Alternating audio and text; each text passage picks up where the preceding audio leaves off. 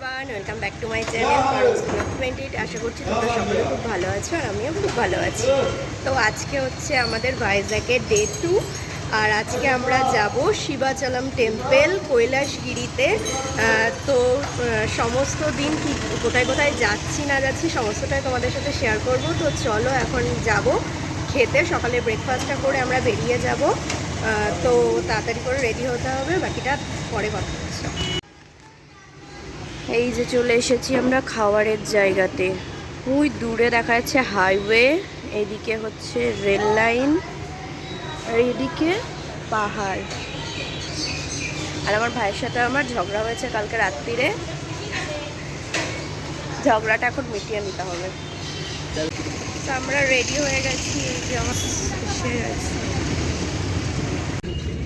তো আমরা বেরিয়ে পড়েছি আজকে। দেখো আমি, আমার মা, আমার ভাই সকলে মিলে পড়েছি হোয়াইট, আর আমার বাবা আলাদা হয়ে গেছে, ব্লু পড়েছে। তো এখন আমরা বেরিয়ে যাচ্ছি শিবাচলমের উদ্দেশ্যে। তো এখন আমরা বাসে উঠে পড়েছি। তো আবার নেমে কথা হচ্ছে, কারণ জানি না কি হবে না হবে।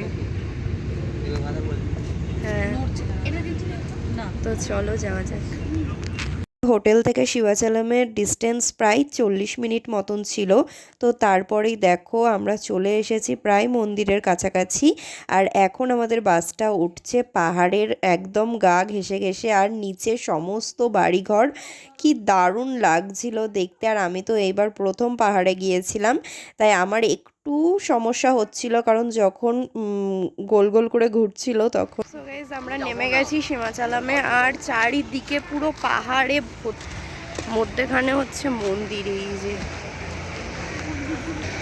মাথা ঘুরছিল আমার কখনো, যে যখন পাহাড়ে উঠছিল না তখন, মানে একবার এদিক একবার এদিক, একবার এদিক একবার এদিক, মানে তখনই আমার মানে পুরো শরীর কাঁপছে।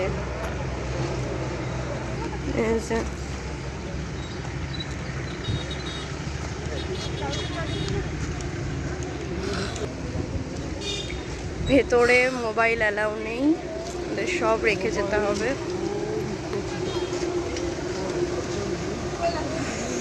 আমরা এখানে ছবি দিয়ে দিয়েছি, আর এবার মোবাইল দিয়ে দিতে হবে। মোবাইল নিয়ে ভেতরে প্রবেশ নিষিদ্ধ। অনেক রকমের গাজরা বিক্রি হচ্ছিল, আর সাউথ মানেই তো সকলে চুল বেঁধে একটা সুন্দর গাজরা দেবেই। আর আমারও কিন্তু প্রচুর ইচ্ছে করছিল একটা গাজরা দেওয়ার, তবে এবার হয়নি। পরের বার আমি যখন যাব অবশ্যই দেবো। আমাদের এই মন্দিরটা দর্শন করা হয়ে গেছে। 10:30টায় দর্শন করতে ঢুকেছিলাম, এখন বাজে বেলা 1টার ওপরে। বাসে তো তাড়াহুড়ো করছে আমাদের জন্য, আমরা লাইনে দাঁড়িয়েছি। আর ভোগ হচ্ছিল নৃসিংহদেবের, তো সেই জন্য এতটা লেট হয়ে গেল। তো চলো বাকি কথা পরে হচ্ছে। 2 hours later আমরা এখন চলে এসেছি কৈলাসগিরি। এটা কি? হ্যাঁ, তো এখানে হচ্ছে, হ্যাঁ এটা কৈলাসগিরি।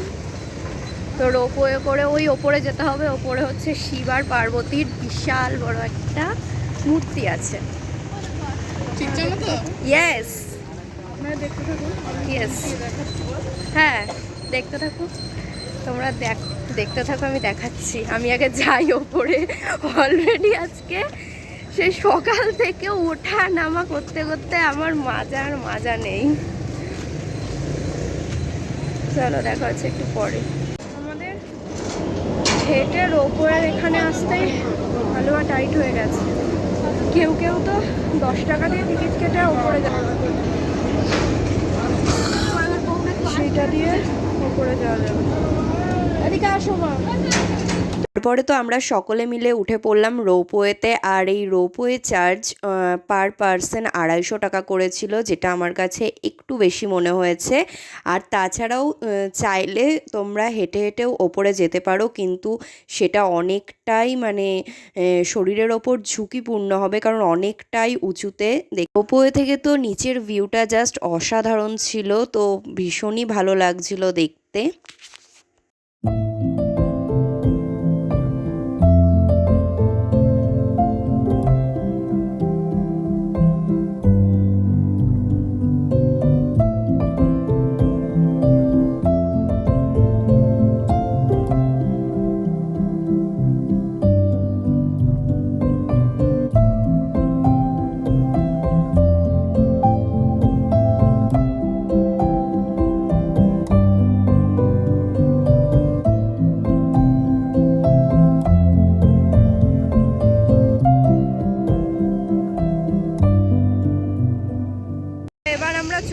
এসেছি আরও একটা মিউজিয়ামে, বিশাখা মিউজিয়াম।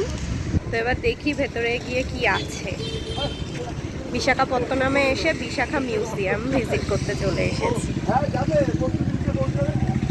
ফ্রেশ হাওয়াটা যেখানে পাবি সেখানে ভাববি যে পাশেই সমুদ্র। আমি নেমে ভাবছি এত হাওয়া।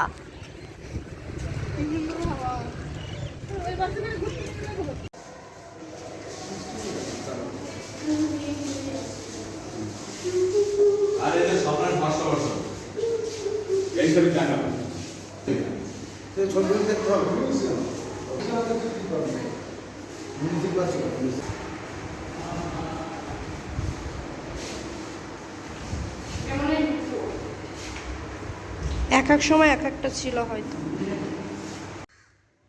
আজকে এরকম একটা মানে একদিকে হেলানো প্লেন দেখলাম যখন খেতে গিয়েছিলাম। হট করে দিয়েছে প্লেনটা এইরকম ঝুঁকে।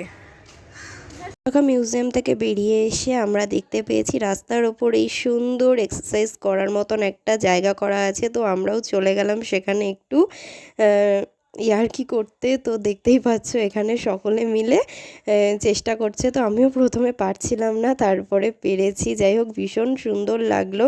আর বলছিলাম এইরকম একটা জিনিস আমাদের এখানে থাকলে দুদিনও টিকবে না, মানুষ অযথাই মানে নষ্ট করে ফেলবে। কিন্তু এখানে কিন্তু যাদের প্রয়োজন তারাই যাচ্ছিল। তো যাই হোক, ভিডিওটা এটুকুই। ভালো লাগলে লাইক, কমেন্ট, সাবস্ক্রাইব। দেখা হচ্ছে নিউ ভিডিওতে। বাই।